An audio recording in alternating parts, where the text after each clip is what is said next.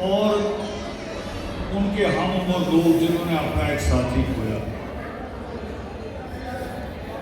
ये दिन उनके लिए होता है कि हम इकट्ठा होकर कहें कि हम आपके दुख में, इस असहाय पीड़ा में जिसकी कोई भरपाई नहीं हो सकती, जिसकी पूर्ति नहीं कर सकते, हम इस वक्त आपके साथ हैं। दुखी परिवार के साथ हम लोग खड़ा होते हैं। और किस लिए? क्योंकि ये सामाजिक ताना बाना ऐसे चलता है। कभी कभी 4 पैसे मेरे पास ज्यादा आ जाए या बड़ा अधिकारी बन जाऊं, कभी कभी अहंकार पाल देते हैं कि मैं ही मैं हूं। मगर दुनिया में बिना पड़ोसी के, बिना मित्रों के, बिना रिश्तों के कोई दुनिया का कोई आदमी जी नहीं सकता। बड़े बड़े संत फकीर देखे होंगे ऐसे जो घर बार छोड़ के चले जाते हैं।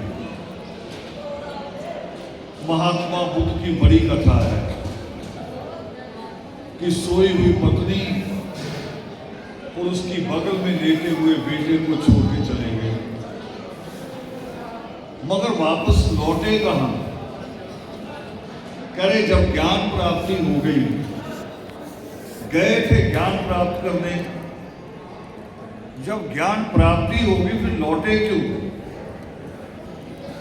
लौटना ही पड़ता है इन रिश्तों में। मुझे वो कहानी याद है, आपने भी बहुत बार सुनी है, कि जब सृष्टिकर्ता वाल्मीकि दयावान ने पावन रामायण, जिसको आदि महाकाव्य कहा जाता है, जब उसकी रचना की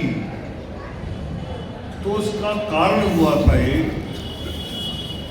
तो उनके सामने एक क्रौंच पक्षी को कत्ल कर दिया गया, तीर चलाया और उसकी हत्या कर दी गई। अब पक्षी जिसके तीर लगा वो तो मर गया, मगर जो उसका दूसरा साथी था वो तड़पने लगा, रोने लगा, चीखने चिल्लाने लगा। और उसकी चीख पुकार पे सृष्टिकर्ता वाल्मीकि दयावान वहां प्रकट हुए और वहां में एक नया नाम मिला परमात्मा को। दुनिया ने पुकारा, जैसे उनको आदि कवि कह के पुकारा गया। जब क्रौंच की हत्या पे दूसरे क्रौंच की चीख पुकार पे प्रकट हुए तो उन्हें करुणा सागर कहा गया। यानी परमेश्वर भी अपने जीवों के दुख में दुखी है, और हम भी आज का दिन यही है कि हम उस दुख में दुखी होते, और दुख में दुखी नहीं होते। एक और बड़ी बात आती है, जब बच्चा रिजल्ट लेके आता है ना कि मैंने मैथ में इतने नंबर दिए। कभी कभी बाप ने अगर मैथ पढ़ा हो, वो कह रहा मैं भी सबसे आसान था मेरे लिए, उसे भी वही चीज याद आती है। किसी किसी को फुटबॉल की आदत होती है, बच्चा जब फुटबॉल में मेडल जीत के लाता है, ट्रॉफी, तो बाप सीने से लगा लेता है, वो कह रहा मेरी भी बड़ी इच्छा थी, मगर मैं मजबूरियों में था, इच्छा मेरी भी थी। और ऐसे ही जब ये दुख की खबर आती है तो हमें भी अपना अपना दुख याद आना शुरू होता है, हमें भी अपने साथी सारे याद आने शुरू होते हैं। तो एक बहाना है अपने दुखों को याद करने का भी और दुख के ऊपर पूर्ण विराम लगाने का, पूर्ण विराम, फुल स्टॉप। वो क्या? हमारे यहां परंपरा है भारत में, मृत्यु हो गई, अब तो मोबाइल आ गए हैं, तेज गाड़ियां आ गई हैं, साधन में लोग उसी दिन पहुंच जाते हैं। नहीं, पहले ऐसा समा था, पता ही नहीं चलता था, या तो किसी को भेजना पड़ता था या चिट्ठी पत्र जाते थे। किसी को आज पता लगा आज आ गया, किसी को कल पता लगा कल आया, किसी को परसों पता लगा। एक लंबा सिलसिला चलता था और परिवार को क्या करना पड़ता था? दरी बिछा के बैठे रहो। अगर आप उठे, दुकान पे गए, अगर आप ड्यूटी चले गए, उसी वक्त शरीर के लोग क्या कहेंगे? अरे दुखी नहीं है बाप, जबकि ये नहीं पता कि ईश्वर ने उसे अपने चरणों में ले लिया और बाकी काम हमारे लिए छोड़ा है जो जीवित है। जीवन हमारे हिस्से में है, जो परिवार पीछे है उसके लिए तो सब कुछ करना पड़ेगा ना। ये था, ये इसको कहते थे आदि नित्य पाठ होगा, मगर अब जितना आपका प्यार है लोगों के साथ, शक्ति जी का बहुत बड़ा काम है। रोपड़ ही नहीं, रोपड़ में कहीं बाहर भी, पंजाब में, हरियाणा में, हर जगह हर किसी के दुख में शामिल होते हैं। इनके बाकी लोग भी तो उतरे लोग यहाँ भी आएंगे, और जब यहाँ आएंगे, आपने अगर रोटी फुल्के का दाल का इंतजाम कर लिया या करना पड़े, वो घर में दरी बिछाए बिछाए हो जाएगा, घर बैठे बैठे हो जाएगा इंतजाम। उसके लिए उठना पड़ेगा, काम भी करना पड़ेगा। तो लोग कहते थे, लोगों का एक रिवाज था कि उतरे दिन बैठे रहते हैं। फिर शायद कुछ बुजुर्ग होंगे उस वक्त समझदार, कुछ विद्वान आए होंगे आगे, वो कह रहे भी इससे तो पूरे परिवार का हाल ही बुरा हो जाएगा। एक तो घर का मेंबर चला गया, कई बार तो कमाने वाला मेंबर चले जाता है, जिसके सिर पे सारा दारो मदार होता है, बच्चों की पढ़ाई लिखाई चलती है, वो चले जाता है।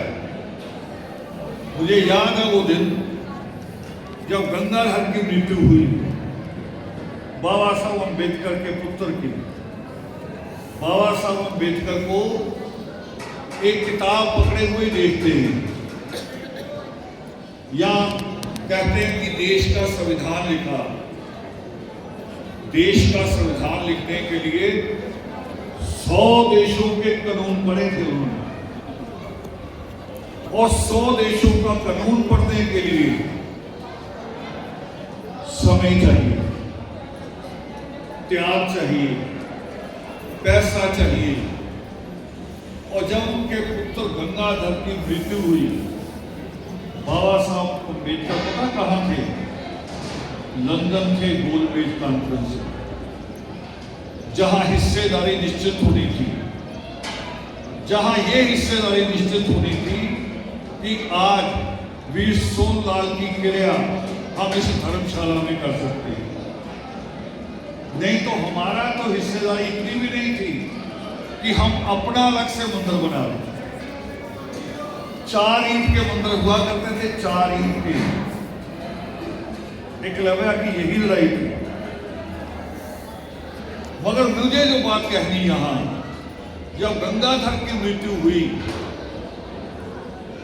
बस्ती के लोग इकट्ठा हुए, बैठने लगे, दुख व्यक्त करने लगे, और थोड़ी देर बाद 2-4 लोग उठे जो बड़े थे, गंगाधर की मां से कहने लगे, मां रमाबाई से, इस कौम की मां रमाबाई, आपकी मां रमाबाई है, वो 8-10 हाथ वाली आपकी मां नहीं है। खून का प्याला पीने वाली आपकी मां नहीं है।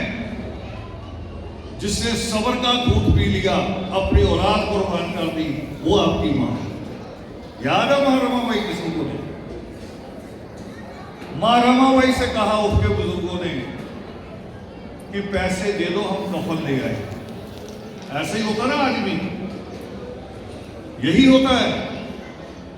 मां रमाबाई अंदर गई, झोपड़ी में, घर नहीं था, झोपड़ी थी, खोली बोलते उसे आज भी महाराष्ट्र में। अपनी साड़ी को फाड़ा और ला के दे दिया कि मेरे बच्चे को ढक दो, पैसे नहीं है। इस तरह से ये आजादी आपको मिली है, बाबा साहब अम्बेडकर ने लेकर दी है। हम तो शोक सभा भी नहीं मना सकते थे, खुशी मनाई तो बहुत दूर की बात।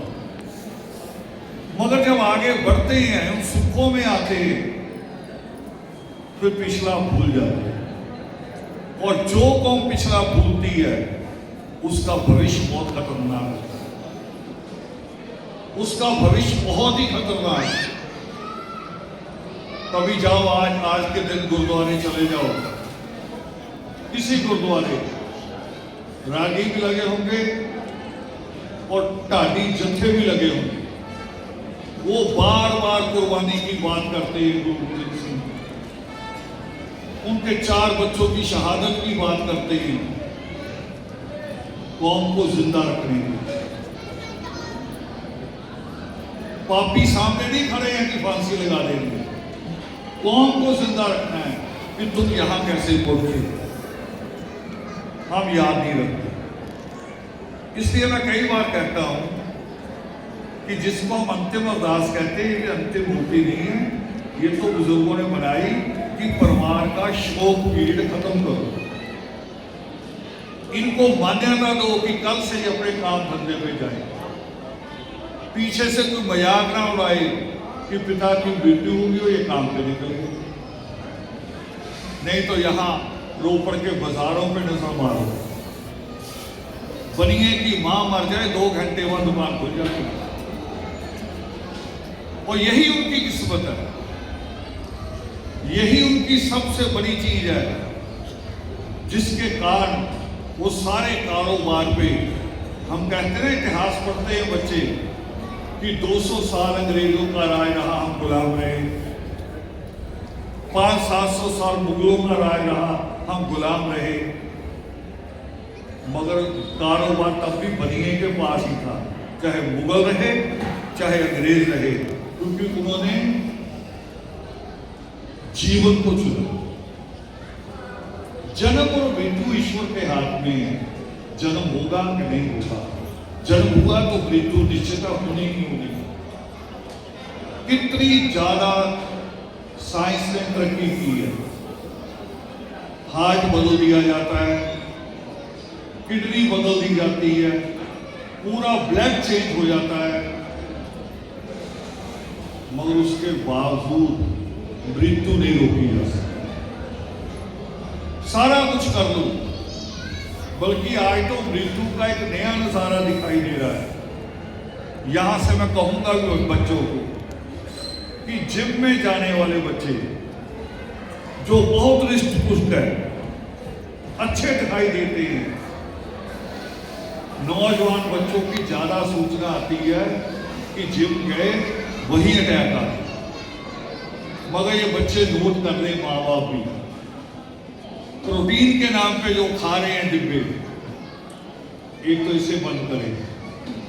कभी कसरत किसी की जान नहीं लेती, वो नकली डिब्बे ले रहे हैं। दूसरा, शाम की कोरोना के बाद ऐसा माहौल बन गया, हमारे ऐसे इंजेक्शन लगे हैं कि शाम की एक्सरसाइज ना करो। टोटल मृत्यु जितनी हुई है 99% 5 बजे के बाद जो गए एक्सरसाइज, उनकी मृत्यु। तो जन्म और मृत्यु हमारे हाथ में नहीं है, मगर जीवन हमारे है। कोरोना में तो कहीं कहीं ये भी हुआ कि एक परिवार के दो दो तीन तीन लोग टर्न वाइज, आज इसका कल उसका तीसरा उसका, ऐसे भी हुआ। और जब हम देश का इतिहास पढ़ते हैं, 15 अगस्त 1947 जब बंटवारा जिसको कहते हैं, आजादी कहें या बंटवारा, लोगों का कत्लो गारत हुआ, भारत की तरफ आए, इधर से कत्लो गारत हुआ, पाकिस्तान की तरफ गए। मगर आज अगर दुकानों में निकलोगे, बाजारों में, जो उजड़ के आए थे वो ज्यादा ठीक है। जो रोपड़ का बैठा था आदमी वो चौधरी है, वो चौधरी बना रह गया। दिल्ली चले जाओ, बड़ी बड़ी पुरानी मार्केट, साइकिल पे आता है मालिक मकान किराया लेने। मजाक था, हमें लग रहा था मजाक है कि 12 आने कहते किसको, 12 आने किसको कहते, 75 पैसे को 12 आने किराया लेने आ रहा है, क्योंकि पुराना चल रहा है, कोर्ट में केस लगा हुआ है। और वो चौधरी बन के रह गया कि मैं मालिक हूं, और आज 75 पैसे किराया लेने जा रहा है। और जो उजड़ के आए थे उन्होंने संघर्ष किया, वो मालिक बन गए। तो जीवन चुनना पड़ता है असल। अगर रोते रह जाएं, दुख अफसोस करते रह जाएं, तो उससे कभी उबर नहीं पाए। इतिहास याद रखा जाता है, इतिहास को याद रख के आगे बढ़ा जाता है, संघर्ष किया जाता है, अपना रास्ता तय किया जाता है। इतिहास याद रख के बार बार रोया नहीं जाता। तो हमारे यहाँ इतिहास गाया करते थे। आज मैं भजन सुन रहा था, पहले भी सुनता था, 40 साल पहले भी। वो भजन अजीबोगरीब होते थे। या तो बार बार कहते थे मेरी झोली भर दे, मैं सोचता था भिखारी है, बार बार झोली भरवाए जा रहे हैं, और झोली भरी दिखी नहीं किसी की। गाने वाले भी वैसे, करवाने वाले भी वैसे। उसमें कहीं लगा ही नहीं भी किसका भला हो रहा है। रात रात भर बैठ के जागरण कर रहे हैं, सुबह फिर झाड़ू खा के उसी नगर पालिका की नौकरी, वही पत्थर तोड़ दें। किसी देवी ने तरस नहीं खाया, किसी पीर ने तरस नहीं खाया। और फिर बाद में समझ में आया कि सृष्टिकर्ता वाल्मीकि देवा ने लिखा, वो करे पुरुषार्थ में बल है, मेहनत में सारी ताकत है, इसके बाहर कुछ नहीं है। पहले ये लाइन पढ़ी, समझते समझते आगे बढ़े तो दूसरी लाइन आई। दूसरी लाइन में आया कि तप, दान, तीर्थ, और तीनों बहुत बड़ी चीजें। हर धर्म में तप, दान, तीर्थ हर धर्म में बड़ी चीज है। मगर सृष्टिकर्ता वाल्मीकि देवान का लिखते हैं, वो करें ना तप से, ना दान से, ना तीर्थ से तुम्हारी मुक्ति नहीं हो सकती। पूरे इंसान को कह रहे हैं, मानव जगत को। और आपकी अगर मुक्ति होगी तो ज्ञान से होगी। बाबा साहब अम्बेडकर ने क्या किया? तप, दान, तीर्थ किया कि ज्ञान प्राप्त किया? जवाब आपके पास है। बाबा साहब अम्बेडकर अगर नंगे पांव यात्राएं करते रहते, आज हम पूरे नंगे हो। ये कपड़ा नहीं आता तन पे मेरे, हो नहीं सकता था हमारे साथ। उन्होंने तप, दान, तीर्थ को एक तरफ रखा और ज्ञान के ऊपर जोर दिया। और जब देश का कानून लिखने की बात आई, और देखो कौन सा देश, जिस देश में पहले कानून था कि ये देश के मूल निवासी पढ़ ही नहीं सकते, स्कूल के आगे से अपने निकल सकते, पूरा देश घुटने टेक के उसी बाबा साहब अम्बेडकर के पास गया कि देश का नया कानून, देश की नई किस्मत आप दो। क्यों? असंख्य भाषाएं, कितनी हमारे रिवाज, पता ही नहीं कितने तरह के रिवाज है भारत, कितने धर्म हैं, कितनी जातियां हैं, इन सबको एक कौन करके रखते हैं। ये सबसे बड़ी बात है। आज कभी कभी कुछ लोग आते हैं हमारे मंचों पे, हमारी हाजिरी में क्या जाते हैं, बहुत लोगों को पीड़ा दुख है, नहीं नहीं कह रहे बाबा साहब अम्बेडकर ने नहीं लिखा, खड़ा लिखा था। अगर बाबा साहब अम्बेडकर ने नहीं लिखा तो पार्लियामेंट में जब संविधान की कॉपी रखी गई और उसके ऊपर बहस हुई, वो बहस निकालो, पढ़ो वो सारी बहस, उस बहस का जवाब किससे दिया? भाई यहीं से जवाब मिल जाएगा। 250 लोग थे सवाल करने वाले, 250 लोग सवाल करने वाले, और एक शख्स था उसका जवाब देने वाला, और उसका नाम था बाबाए कौम भीमराव अम्बेडकर। कौन देगा जवाब? जिसने लिखा हो, जिसको पता हो इसमें क्या है। और उसी की बदौलत आज पूरा देश ही, सारे धर्म, सारी जातियां एक हैं। थोड़ी सी हिलजुल होती है और होनी स्वाभाविक है। सिस्टम बना रखा ना, कहते हैं ऊंच नीच। अब यहां पे 5-10 किताबें रख दो, और जो नीचे वाली किताब को अगर निकालोगे तो ऊपर वाली तो हलचल होनी है ना।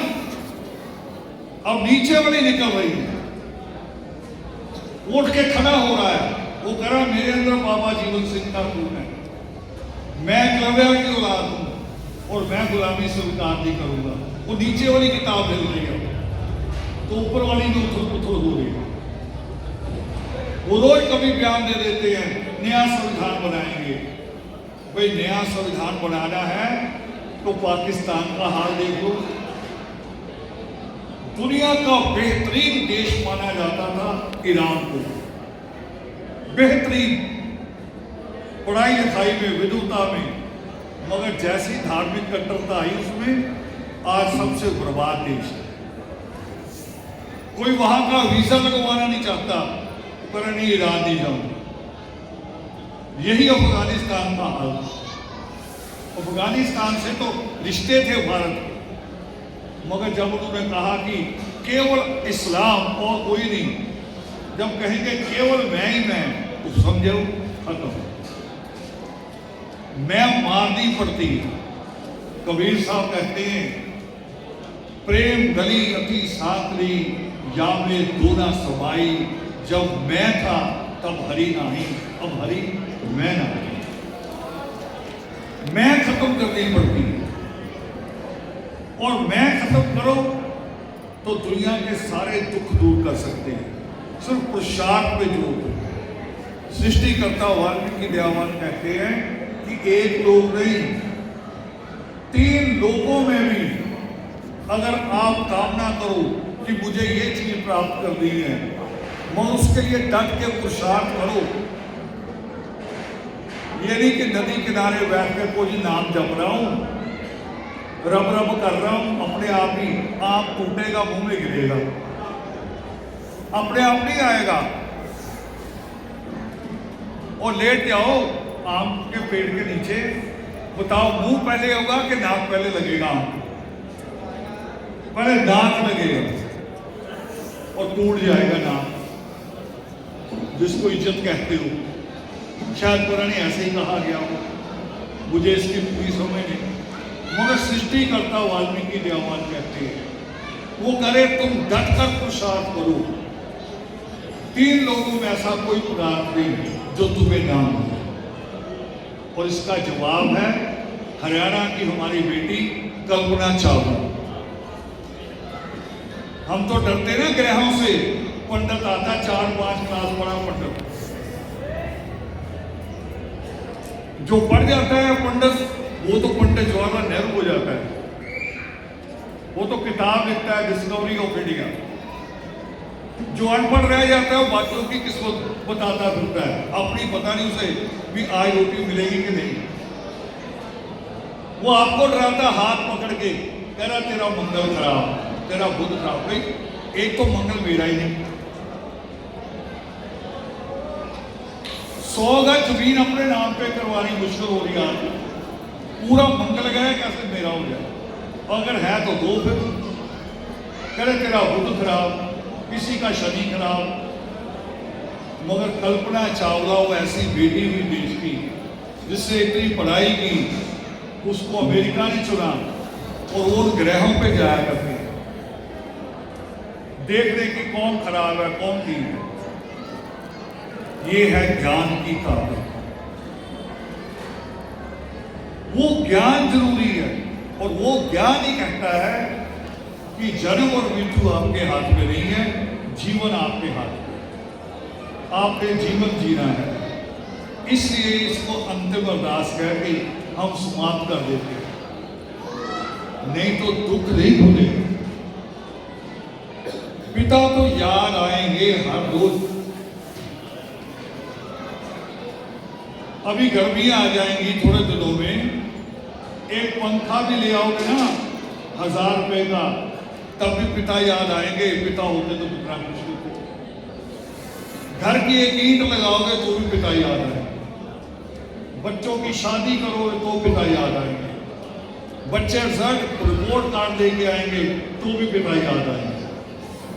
हर वक्त याद आएंगे और ये यादें रहनी चाहिए, बनी रहनी चाहिए। यही यादें इतिहास है अपने पिता की या कौम के उस पिता की जिसको सारी कौम बाबा साहब को। ये यादें रहनी चाहिए और वो यादें नहीं रहती। मेरी बात थोड़ी सी लंबी हो गई, कई लोगों को अटपटी लग रही होगी, मगर मैंने पंजाब की जमीन से सीखा है, पंजाब की जमीन से कि जीवन की बात करनी है। हम क्या कहते हैं यहाँ दुआएं करते कई लोग कि परमात्मा से दुआ करते हैं कि दिवंगत आत्मा वीर सोमलाल जी को अपने चरणों में ले लो। चरणों में तो ले लिया उन्होंने, तभी तो हमें नहीं मिल रहे। और चरणों में नहीं, परमात्मा तो जब हमें भेजता नहीं संसार में, मां के पेट में ही होते हैं अभी, मगर मां के पेट से पैदा होने से पहले ईश्वर दूध का प्रबंध कर देता है। वो तो यहां प्रबंध करता है तो वहां वो नहीं करेगा, वहां हमने नहीं करते। हमने तो करते हैं जो वीर सोमलाल जी के दायित्व, उनकी जिम्मेवारी, उनकी इच्छाएं जो अधूरी रह गई हैं, हमने वो पूरी कर। ये चुनना है। हमने कई चीजें नेगेटिव की हुई। अभी भजन में सोच रहा था, ना तो पर्याणी ना छा बंदेगा, ये नेगेटिव सोच है। पॉजिटिव ये है जो ईश्वर ने दी है कि हर रात के बाद दिन आएगा ही आएगा, और हर दिन के बाद रात भी आएगी, फिर दिन आएगा। सुबह आती है, रोशनी आती है, दुख दुख नहीं रहता, सुख सुख नहीं रहता। ये सारी चीजें करवट लेती रहती और इनका करवट लेना जरूरी है। ये बदलाव जरूरी है, नहीं तो जीवन ठहर जाएगा। ये जरूरी है। ठहरा हुआ पानी बदबू मारता है और चलता हुआ पानी स्वच्छ रहता है। इन शब्दों के साथ और इस प्रार्थना के साथ बेशक्ति जी आपके भाई भी बैठे होंगे, आप लोगों से प्रार्थना है कि वो बेटियां जो बाप और मां के लिए आया करती थी, उनको आने में हिचकिचाहट ना हो कि अब जाऊं कि ना जाऊं। उन बेटियों से वैसे ही करना है कि वो आए, उनको लगे पिता अब भी बैठा है, सोमलाल के रूप में नहीं, शक्ति के रूप में बैठा है। ये रिश्ते बना के रखने बड़े जरूरी हैं। आज लोग फेसबुक पे रिश्ते जोड़ते हैं, फ्रेंड लिस्ट बनाते फिरते हैं और घर के रिश्ते तोड़ते फिरते हैं। ये रिश्ते जोड़ेंगे, परिवार जोड़ेंगे तो समाज जुड़ेगा। नहीं तो परिवार नहीं छोड़ सकते तो समाज जोड़ने की कल्पना नहीं कर सकते। तो इन दुआओं के साथ, इन प्रार्थना के साथ अपनी बात को खत्म करते हुए उस सृष्टिकर्ता वाल्मीकि के चरणों में नमन। जय वल्लभ।